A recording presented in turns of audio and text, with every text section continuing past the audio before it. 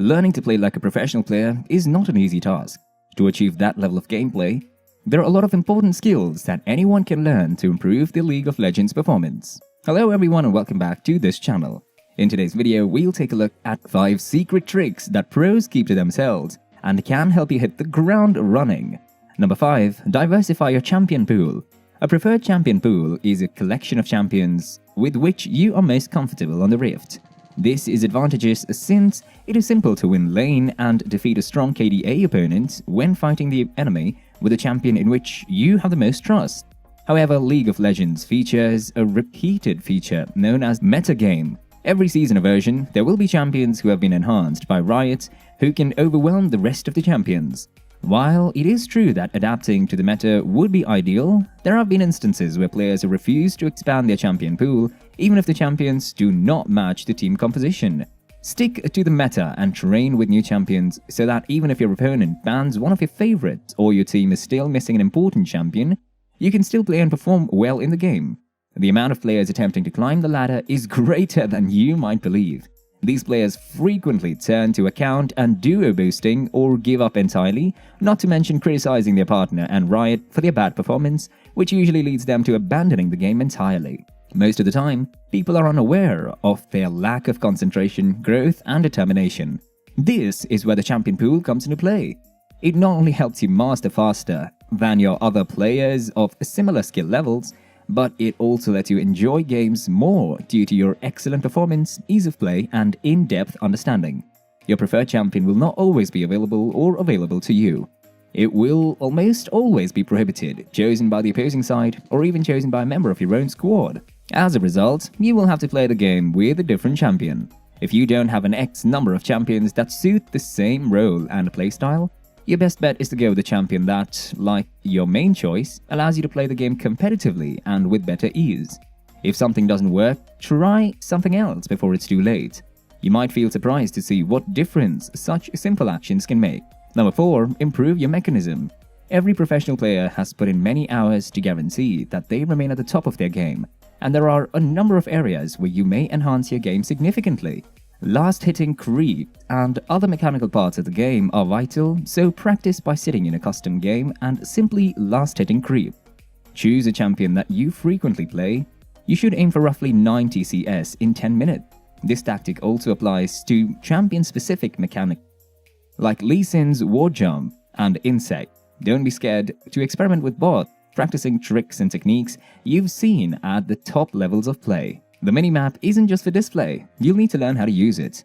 We've seen a lot of users who don't use the minimap when they should.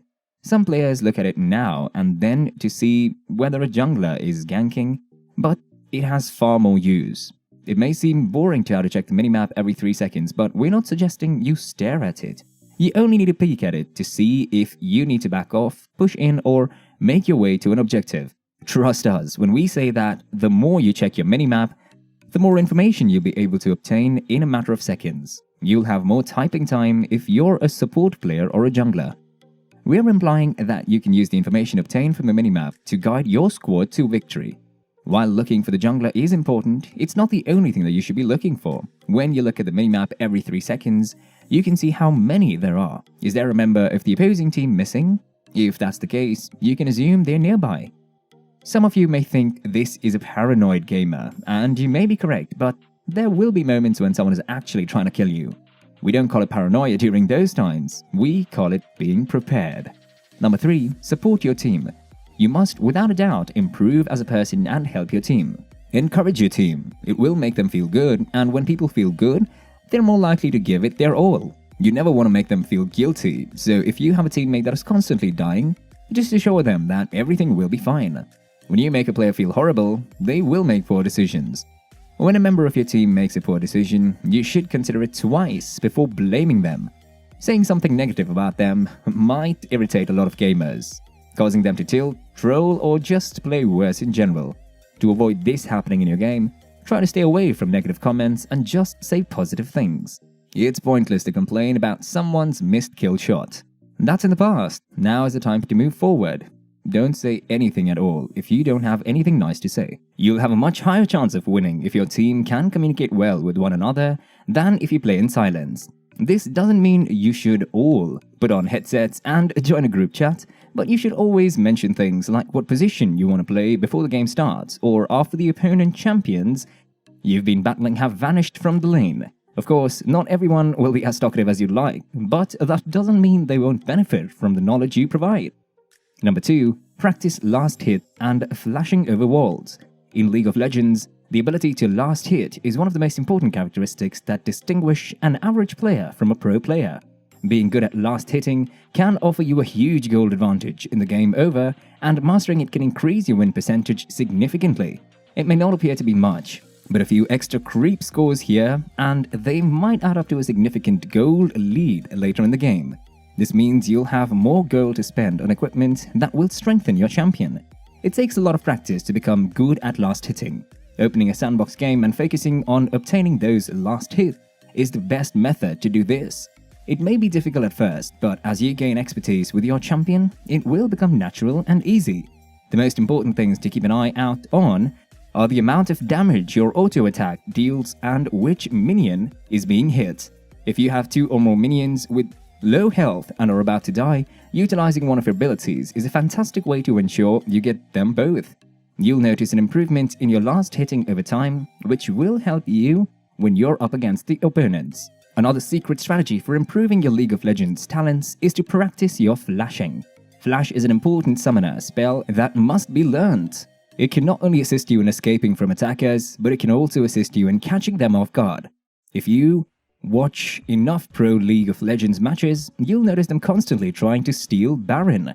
You'll need a lot of practice to get skilled at flashing over walls and obstacles. To do so, we recommend starting a sandbox game that allows you to practice flashing without waiting for the cooldown. This allows you to flash several times almost instantly, which is useful for locating spots where you can flash over terrain. You'll get a decent notion of where you can and can't flash over walls by exploring the map in sandbox mode and practicing your flashing. With enough practice, you'll quickly master the art of flashing and be able to escape and confront opponents in the game much more effectively. Number 1.